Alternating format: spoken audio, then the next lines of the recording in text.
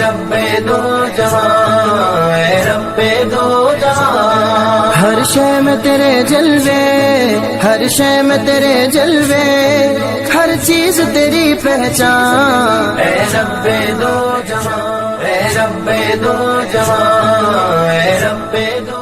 السلام علیکم ورحمۃ اللہ وبرکاتہ۔ Welcome to our YouTube channel Kanz Iman school T V. میں ہوں محمد ربیم اور آج ہم پڑھیں گے اسلامیات۔ آئیے اسٹارٹ کرتے ہیں۔ السلام علیکم ورحمۃ اللہ وبرکاتہ۔ دوستو، آپ سب کو ہمارے YouTube channel Kanz Iman school T V میں خوش آمدید۔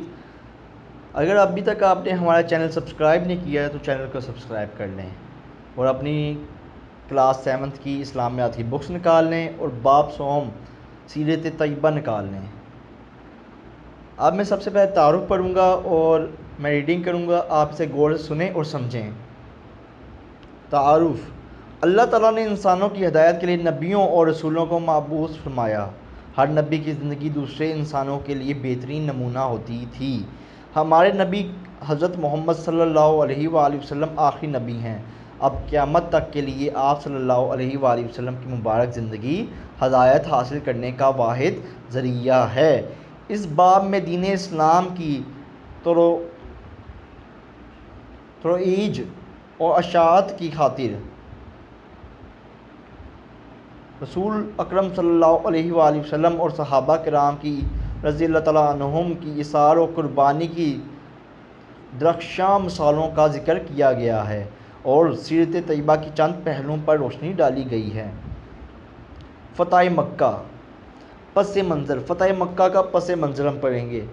صلح حدیبیہ میں مسلمانوں اور قریش مکہ کے درمیان یہ طے پایا تھا کہ دونوں 10 سال تک جنگ نہیں کریں گے۔ عرب قبائل جس فریق کے ساتھ ملنا چاہیں مل جائیں۔ قبیلہ بنو خزاعہ مسلمانوں کا حلیف بن گیا، جبکہ بنو بکر نے قریش مکہ کے ساتھ معاہدہ کر لیا۔ پرانی دشمنی کی بنا پر بنو بکر نے بنو خزاعہ پر رات کی تاریکی میں حملہ کر دیا۔ بنو خزاعہ نے مجبوراً خانہ کعبہ میں پناہ لی، لیکن بنو بکر نے حرم میں داخل ہو کر بنو خزاعہ کا خون بہایا۔ قریش مکہ نے بنو بکر کا بھرپور ساتھ دیا۔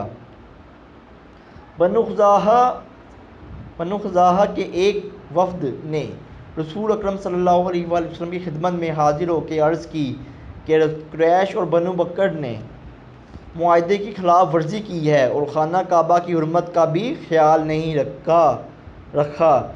آپ صلی اللہ علیہ وآلہ وسلم کے حلیف ہیں، آپ صلی اللہ علیہ وآلہ وسلم ہماری مدد کریں۔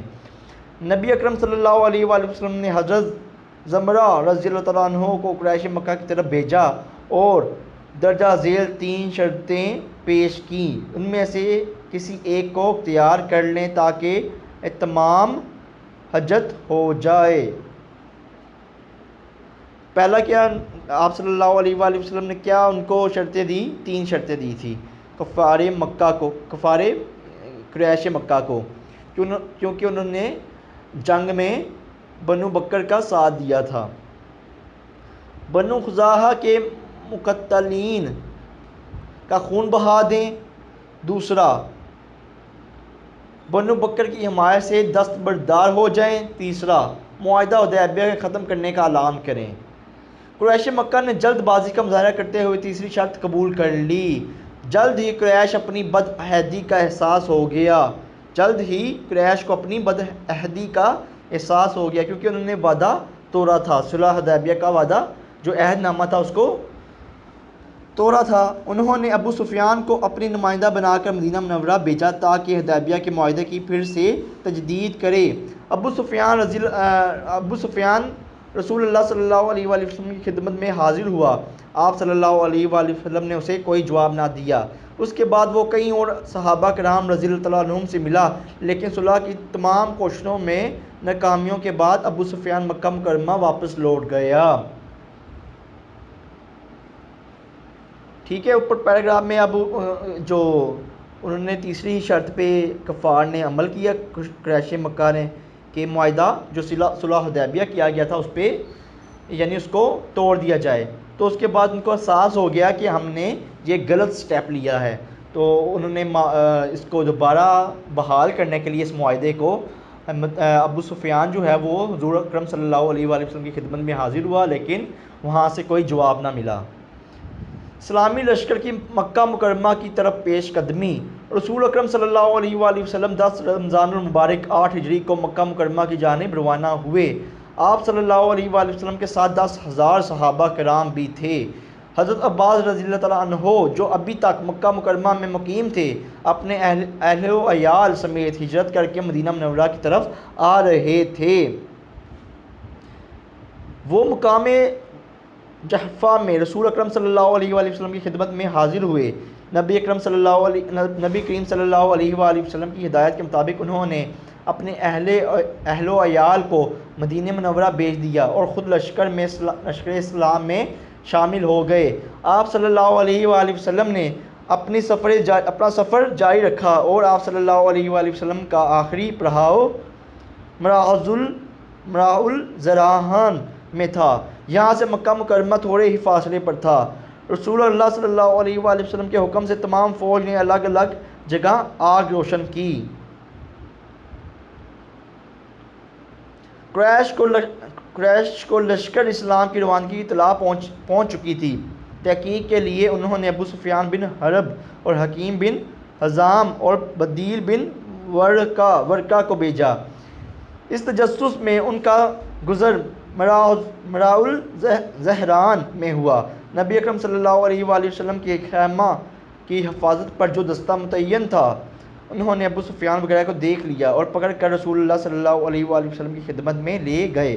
حضور اکرم صلی اللہ علیہ وآلہ وسلم نے ابو سفیان کو اسلام کی دعوت دی۔ ابو سفیان نے آپ صلی اللہ علیہ وآلہ وسلم کی دعوت قبول کر لی اور ایمان لے آیا۔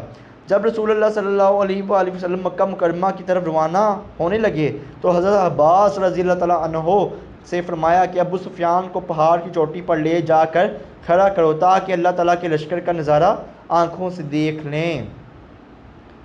آپ صلی اللہ علیہ وآلہ وسلم نے ابو سفیان رضی اللہ تعالیٰ عنہ کو عزت دی اور فرمایا کہ جو کوئی ابو سفیان کے گھر میں پناہ لے گا اسے ایمان ہے، اس کو امان ہے۔ اس کے علاوہ جو ہتھیار ڈال دے، مسجد حرم میں داخل ہو جائے یا اپنے دروازے بند کر لے، اس کو بھی امان ہے۔ حضرت ابو سفیان رضی اللہ تعالیٰ عنہ تیزی سے مکہ مکرمہ پہنچے اور حضور اکرم صلی اللہ علیہ وآلہ وسلم کی طرف سے امان کا پیغام لوگوں تک دیا اور قریش مکہ کو بتایا کہ ان میں سے مسلمانوں سے لڑنے کی ہمت نہیں ہے۔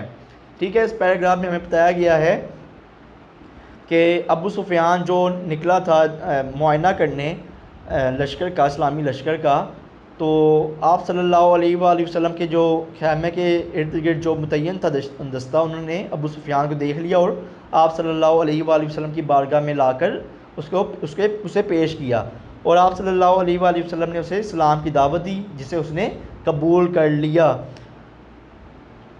حضور اکرم صلی اللہ علیہ وآلہ وسلم مکہ مکرمہ میں داخل ہوئے اور آپ صلی اللہ علیہ وآلہ وسلم نے اسلامی لشکر کو 4 حصوں میں تقسیم کر دیا۔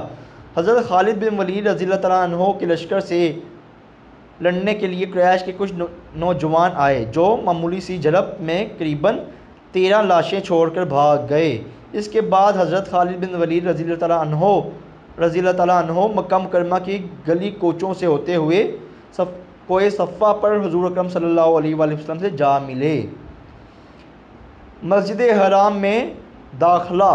اس کے بعد حضور اکرم صلی اللہ علیہ وآلہ وسلم انصار اور مہاجرین کے ساتھ مسجد حرام کے اندر تشریف لائے، حجر اسود کو چوما اور اپنی اونٹنی پر بیت اللہ کا طواف کیا۔ طواف کے بعد حضرت عثمان بن طلحہ رضی اللہ تعالیٰ عنہ سے خانہ کعبہ کی چابی لی۔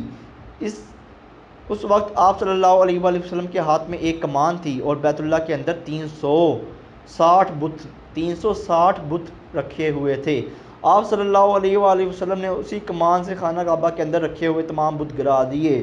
آپ صلی اللہ علیہ وآلہ وسلم بتوں کو ٹھوکر مارتے جاتے تھے اور کہتے جاتے تھے، حق آ گیا اور باطل مٹ گیا، بے شک باطل مٹنے ہی والا تھا۔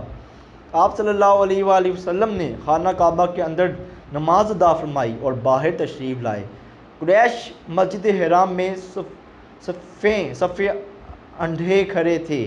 آپ صلی اللہ علیہ وآلہ وسلم نے اللہ تعالیٰ کی حمد و ثنا کے بعد قریش سے فرمایا، قریش کے لوگوں تمہارا کیا خیال ہے، میں تمہارے ساتھ کیسا سلوک کرنے والا ہوں؟ وہ بولے اچھا۔ آپ صلی اللہ علیہ وآلہ وسلم شریف بھائی ہیں اور شریف بھائی کے ساتھ صاحبزادے ہیں۔ آپ صلی اللہ علیہ وآلہ وسلم نے فرمایا تو میں تم سے وہی بات کہہ رہا ہوں جو حضرت یوسف علیہ السلام نے اپنے بھائیوں سے کہی تھی، آج تم پر کوئی سرزنش نہیں، جاؤ تم سب آزاد ہو۔ اس موقع پر آپ صلی اللہ علیہ وآلہ وسلم نے عفو درگزر سے کام لیتے ہوئے قریش مکہ کو معاف کر دیا اور کعبۃ اللہ شریف کو تمام بتوں سے پاک کر دیا۔ آپ صلی اللہ علیہ وآلہ وسلم کے عفو درگزر اور رحم دلی سے قریش مکہ بھی ایمان لے آئے۔ ٹھیک ہے، یہ فتح مکہ کا ہم نے واقعہ جو ہے وہ پڑھا ہے۔ اب ہم مشرق کی طرف آتے ہیں۔ مشرق میں تفصیلی جواب اور مختصر جوابات جو ہیں وہ ہم اوپر پڑھ چکے ہیں، آپ اوپر سے تلاش کر لیں اور اپنے اسکول کاپیز میں اس مشرق کو حل کر لیں اور اسی طرح خالی جگہ پر کر لیں۔ درست جواب پر ٹک کا نشان لگائیں۔ الف، کافروں نے بیت اللہ کے اندر بت رکھے تھے، کتنے؟ 360۔ جیم آپشن اس کا آنسر ہے۔ بے، حضور اکرم صلی اللہ علیہ وآلہ وسلم نے خانہ کعبہ کی چابی کن سے لی؟ بے آپشن، حضرت عثمان بن طلحہ سے۔ جیم، آپ صلی اللہ علیہ وآلہ وسلم کس چیز سے بتوں کو ٹھوکر مارتے جاتے تھے؟ کمان سے۔ جیم آپشن اس کا آنسر ہے۔ دال، حضرت خالد بن ولید رضی اللہ تعالیٰ عنہ سے جرب میں کتنے مشرک مارے گئے؟ قریباً 13۔ بے آپشن اس کا آنسر ہے۔ ہے، قریش کا کون سا سردار معاہدہ حدیبیہ کی تجدید کرنے کے لیے مدینہ منورہ پہنچا؟ بے، ابو سفیان۔ تو بچوں، امید ہے آپ سب کو آج کا لیکچر سمجھ میں آیا ہوگا۔ اس ویڈیو کو 2 سے 3 بار ضرور دیکھیں اور سنیں اور سمجھیں۔ ٹھیک ہے، اب کے لیے ہمیں اجازت دیں، اللہ حافظ۔ چڑیوں کی چہک، پھولوں کی مہک، پتوں کی کھنک، ماشاءاللہ کی چمک، بجلی کی کڑک، پر نور فلک، سبحان اللہ، اللہ اللہ اللہ۔